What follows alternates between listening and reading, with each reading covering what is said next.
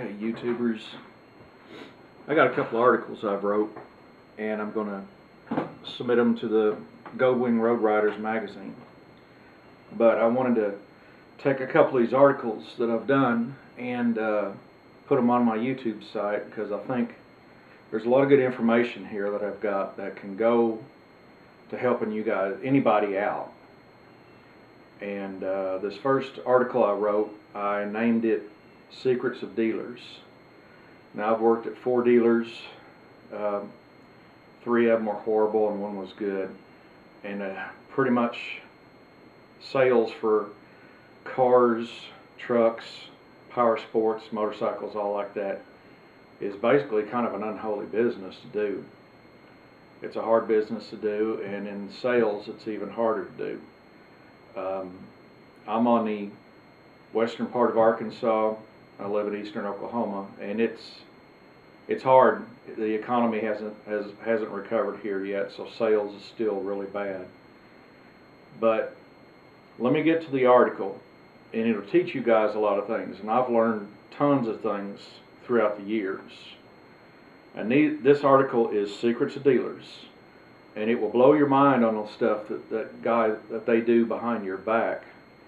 But a dealer's biggest fear is you being educated and knowing what's going on. So with that, let me get to my article. Secrets of Dealers. This article is by no means a picture of all dealers out there. In that same breath, I have worked for more unholy dealers than good dealers. Dealers are mostly small business owners that are trying to make the bills like everybody else. I've learned many things through working at the 4 dealers, 3 horrible, 1 good. Every dealer has their way of doing things: sales, service, and retail. Dealers are made of people with different personalities and styles. But dealers do seem to forget at times that it's the customer who pays their bills. But in that same breath, I don't see why every customer must come in all mad and pissed off that they have to spend $1 there. When the last economic depression hit, the motorcycle power sports industry was hit hard. At many dealerships that crashed were great big grand palaces of marble and silver and gold that needed many sales of expensive motorcycles to support that kind of business. The recovery of the motorcycle power sports industry has yet to happen. Because of the depression, many towns have settled into buying where they have all these dealers piled into one location. Buy all brands under one roof kind of system. There's nothing wrong with that. It makes it easier for you to check the different models and go that way. But an attitude that they can get at a dealership like that is that we are the only game in town and you got to buy from us, and that's a bad attitude to have. There are things that dealers do, motorcycle power sports, that I think that are nuts and drive me crazy. If it makes me crazy, then I know what's going to do that to the customers. Not posting prices online or in showrooms. Refusing to deal or give prices over the phone or online. The added in fees like dock fees, assemble fees, administration fees, paperwork fees, title work fees, administration fees, transportation fees, looking fees, whatever fees. That artificially lowers the price of the product, but then when you get into that office and they add it all up, that's when your head explodes. They are also asking for Tier 1 credit with motorcycles and power sports. And not everyone has grade A credit. But the motorcycle industry wants that. And some dealers have worked with lenders, not many, to have a better credit system that you could get if you got less than stellar credit. And I know of one manufacturer that's done that to get better sales. My average was out of 10 people I wrote up in power sports, 9 was turned down for having a less than 726 credit score. Now remember, the greatest fear of a dealer is an educated customer. For that is all new and used dealers. And this is here to help make you an educated customer. And now here's my snippets of information, or the secrets of dealers. Cash plays no part in making a better deal or a cheaper price on parts. Some dealers are not filling up fuel tanks before the bike leaves the shop, or you buy it and take off. Extended warranties have been shown to be great profit makers for the dealers and insurance companies, so stay away. Good electrical warranties just don't exist. Having good credit means nothing if a dealer is set up for less than 726 credit score or high risk financing. There are people, these kind of people are the ones that dealers love. The higher the interest, the more profit they're going to make off you. And the fact that them people don't dicker on prices on motorcycles and power sports. Consumer Reports, August 26, 2016. Article says do not buy extended warranties. Consumer Reports, December 31st, 2017. Don't buy extended warranties until the factory warranty runs out. That's information you guys can go look up. Not all dealers have full crews of ASE certified mechanics. They can get by with having one ASE certified mechanic and the rest of them grease monkeys. And they'll have that ASE certified mechanic sign off on all these guys doing the work. That's something you guys need to be aware of. Look out for high turnover at dealer or dealers. To me, that is a bad sign of a bad dealer. They're not worth working for. So, prices go up on motorcycles after the first of the year and right before riding season. Beware of sales calls. Come in, we got the bike you're after. And there's other people coming in to purchase it too, so you need to hurry up and come on in. You need to be aware of stuff like that. But if they've called you about a bike that certain bike that you're exactly looking for, you need to get there. Here's something that's going to surprise you. The longer a salesperson spends with a customer, the less the customer will save money. Salespeople like to play games. One salesperson has a person on the fence. They don't know whether they want to buy or not. And the other salesperson will come up and do something like, hey, you don't mind if I borrow this bike? This guy over here wants to go take it for a test run.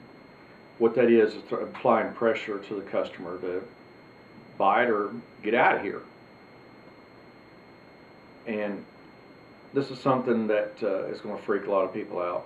Manufacturers hire psychologists to help them out on sales techniques, and they bring this down to the dealer. Selling is a psychological process, and many people don't know that. But that's something I thought you guys should know. Salespeople attempt to get people very excited about buying motorcycles. It's a sales technique. I don't like it. Guys, you are the worst shoppers in the world. You buy on research. You buy on impulse. You don't buy on research. That's two things you need to work on. The women can teach you guys on how to shop better. And the salespeople do try to get people to buy on impulse. Salespeople, and I did this a lot too, we read customers, body language, facial expressions, actions, and what the customers are looking and talking about. And that lets them know whether they're going to buy or if they're there just wasting their time. Dealers love to finance in accessories. If you do the numbers on the accessories, by the time you finance and everything like that, you're probably paying double for what, your pants, your jacket, your helmet, stuff like that. The best time to buy is right before or just after riding season has ended, or when there's a foot of snow on the ground. That's a good time to buy. Salespeople like to use people's vanity, mostly men. Men are very vain, to make sales. They'll put a guy on a bike and they'll take a camera, they'll go up and take pictures of him, or they'll even bring a mirror out, hold it up there and, hey, look at yourself on that bike. And then I have people come out from behind the counters, and they train the people at the dealerships to do this stuff. Hey dude, you look really good on that bike. Man, there's all sorts of women going to be checking you out, doing stuff like that. That's applying to your vanity. That's a bad sales technique, in my opinion, and it's something you guys need to look for.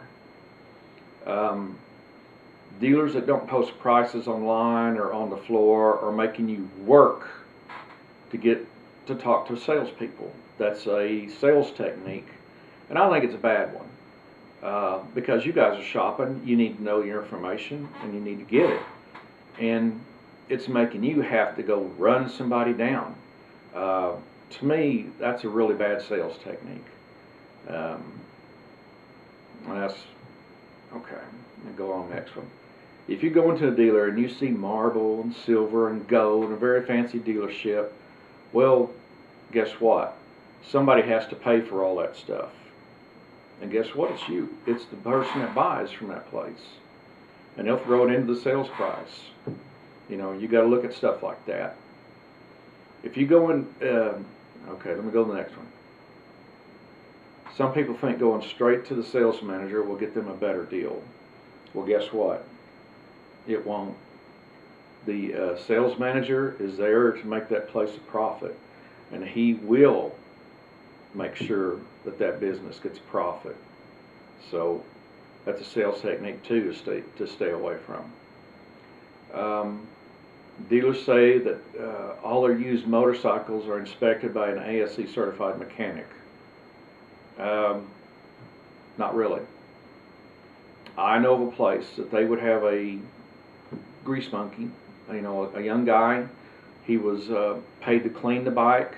He'd go over the bike, and then he'd go up to the ASC certified mechanic and say, well, everything checked out okay on it, and that mechanic would sign off on it, and boom, they put it on the floor. That's going to blow a lot of people's minds, you know, because, hey, the truth isn't put out there, and I did it. But, okay. Salespeople are some of the lowest paid employees at motorcycle dealerships. I just thought you guys should know about that. Now, this is some information here that's going to really blow your guys' minds. Dealers want to sell used motorcycles more than new. And you're going to ask, well, why?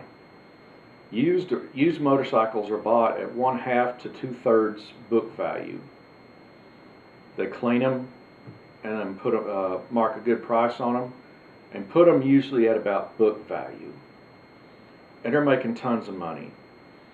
Say a new bike, they're lucky to make $100 off it, whereas they can make a couple $100 or even $1,000 or $2 of profit off a used bike.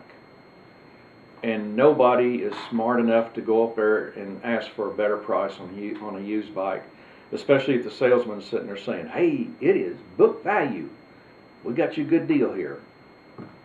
There you go.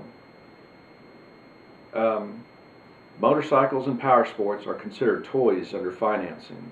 They're not considered DOT transportation, which I think is baloney. So they ask for Tier 1 credit. If the dealer has less than Tier 1 credit, you'll end up paying very high interest rates. On a credit score like 726 and up, that's what they really want, 726 score and up. Some manufacturers have set up their own financing sources, and this helps them out on sales. There you go. Motorcycle parts at dealers are highly marked up. Motorcycle parts are cheaper online. Dealers will not won't keep on the lot parts for a motorcycle that are 4 years old or older, and dealers make it extremely hard to get a motorcycle worked on or service on a motorcycle that is over 10 years old. Parts departments are shrinking and fading away at dealerships. Right now, everybody wants to overnight a part, and then they'll add that cost of overnighting that part to your shipping that you're getting. So you're getting a really high priced part as it is, and then they're going to throw some shipping costs on top of that. Now, 1 out of 100 people will get a fantastic deal at a dealership, and then people are specifically picked out. They're big mouth. They're going to go around and tell everybody, "Oh, I got a great deal. I got a great deal." They're telling people, they're giving free advertising for this dealership, and everybody that comes down is going to get a crappy deal after that. But they do that. Even the car manufacturers do that, and that's to get the word out. You know, it's free advertising. It runs around $400 per customer in advertising to get a person to buy. That's average. Some places are less, some places are more. But the dealer will always tell a customer, "We'll pay you $25 or $50 to bring a customer in to buy." Now think about that. Who lost on that deal? You, the customer, that went out there and was blabbing. Trade-in on a motorcycle is 1/2 to 2/3 book value of what it is. I remember seeing so many people come in and just get so mad at the numbers we would throw at them. I believe it's it's NADA is now offering trade-in value on motorcycles. And if you can go on there and look, and that will really let you know how bad you're going to get shafted when you trade a bike in. Okay, motorcycles that have over 40,000 miles have no trade-in value. They will give you nothing for them when you trade them in.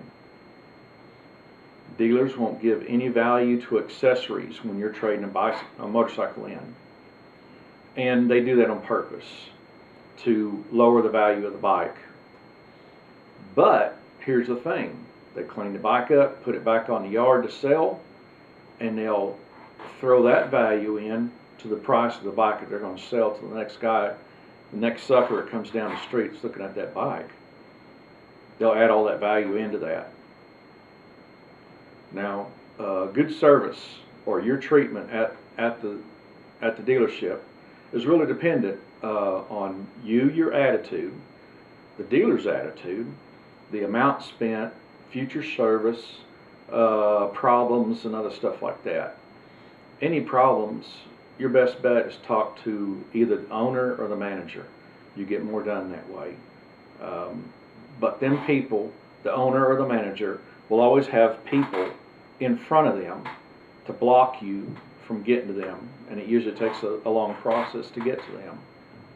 But once you get to the owner or the dealership manager, that's when you can get stuff done, because that's where the buck stops.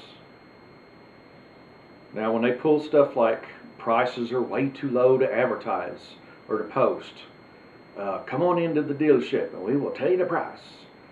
That's really crappy sales techniques on their part. And that lets you know right off the bat that you got a fight in front of you when you walk on that dealership. It costs $400 to $500 to ship a motorcycle across country.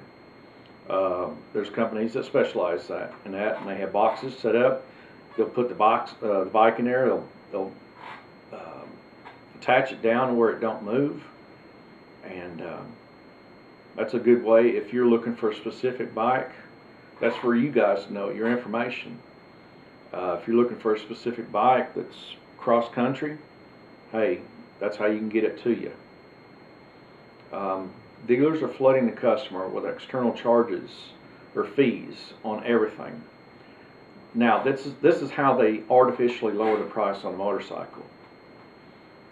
They got like transportation fees, assembly fees, administration fees, paperwork, financing, title work, paper processing, going and picking up the thing, cleaning up fees, all these kind of fees they throw on there. But for you, the customer, you're going to have a nightmare of a time finding out the cost of a real motorcycle. Like, say, if you're going to get your financing off the premise, well, I need to know what the cost of the motorcycle is going to be. Good luck. How are you going to find it out? You're not. I'm against all this crap because it's not good sales.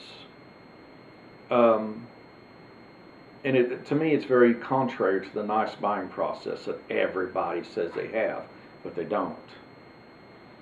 It turns the buying process into a nightmare.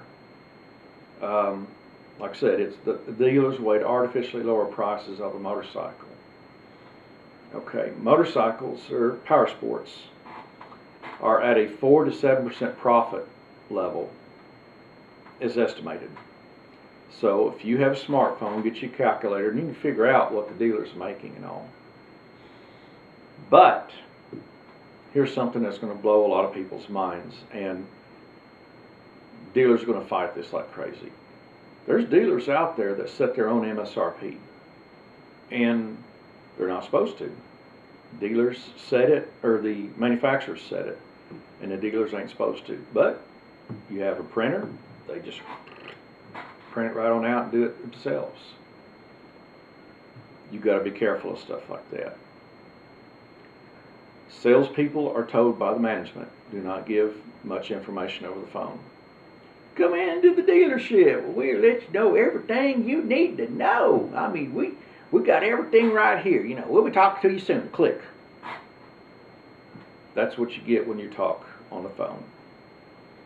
And that's to get you down there so they can start hammering away at you. Buy this bike, buy this bike, buy this bike. You know, it's a bad sales technique. Especially bad if you're a state or two away. Another big thing that customers need to learn, you customers keep asking me, give me your base deal. Duh? Really? Are you going to trust somebody that you hardly know to pretend or act that they're giving you a great deal? You have no idea. You have no idea what a good deal is. You just basically gave them people the permission, hey, stick it to me. That's what you did. And I've known customers that have bought many motorcycles from the same dealer.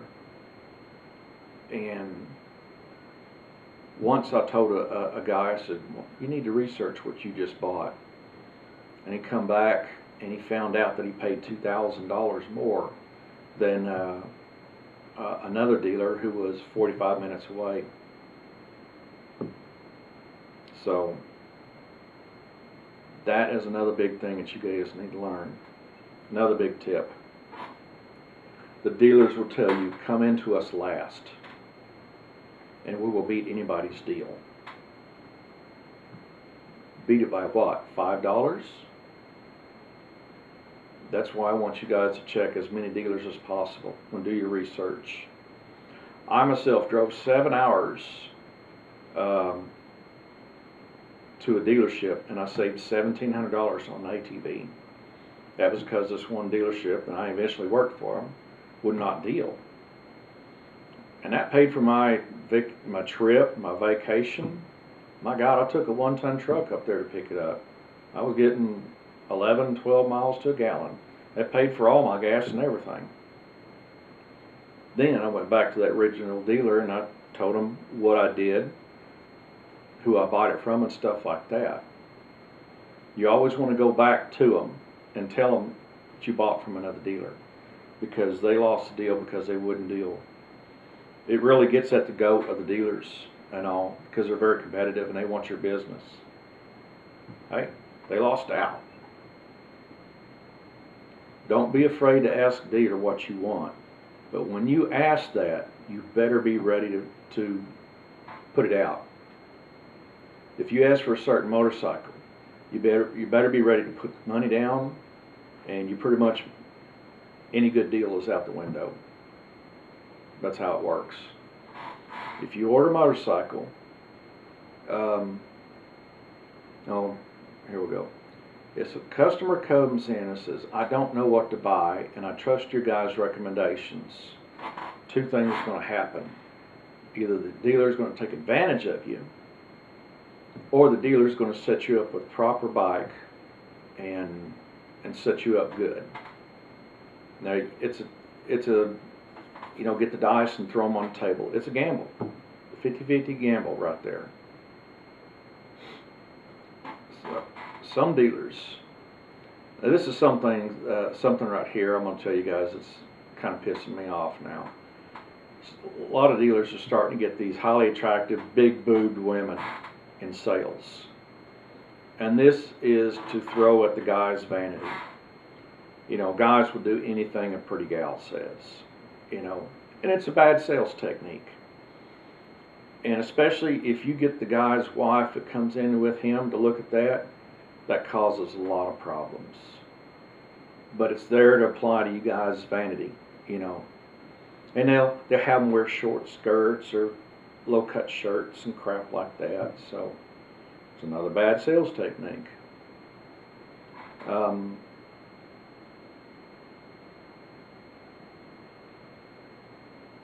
Motorcycle dealers love to sell used motorcycles. They make almost half the price of the unit in profit. Now that means they need sources. They need a way to get these used motorcycles, because all these dealers that you go to, you'll see 3/4 of the dealership is used motorcycles and the rest will be new. And that means that they scour. They have one person that's their whole job is to, you know, bring these bikes in, and they'll scour all listings. Now a dealer buyer will contact you and they'll, you know, beg you, bring it to the dealership and we'll buy it.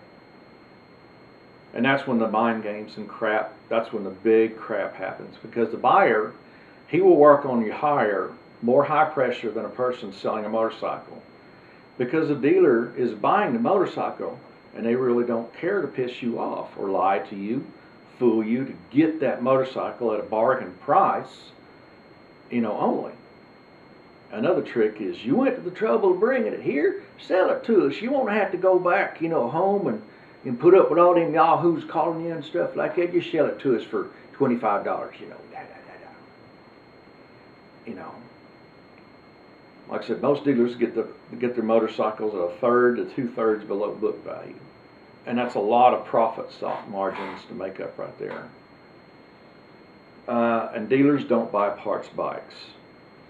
I've seen this so many times, and young guys would tear apart a bike to customize it, and then they would throw it all in the back of a pickup truck and come running into the dealership and, I got a good bargain for you, and, you know, come out here and check out this, you know, really good motorcycle. And then there's parts everywhere, and it costs money to put bikes back together, and besides, you guys have lost parts when y'all do stuff like that. So the bike's not complete. It has no way to get complete. So dealers won't even look. If somebody says that they got a parts bike, you know, get out of here, we don't want it.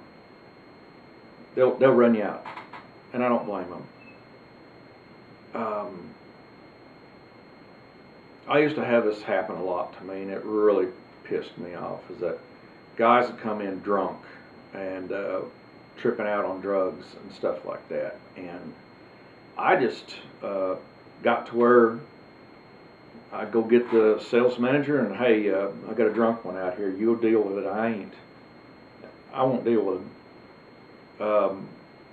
People need to quit doing that crap, because first of all, you can get arrested for public intoxication, and if you're getting redneck, you will get arrested. And it happens a lot, and I don't understand it, but people are people. This seems petty, but I witnessed it, and it happened to me. I had a guy come in who was had overalls on, and it was unbuttoned all the way down to his knees, and he had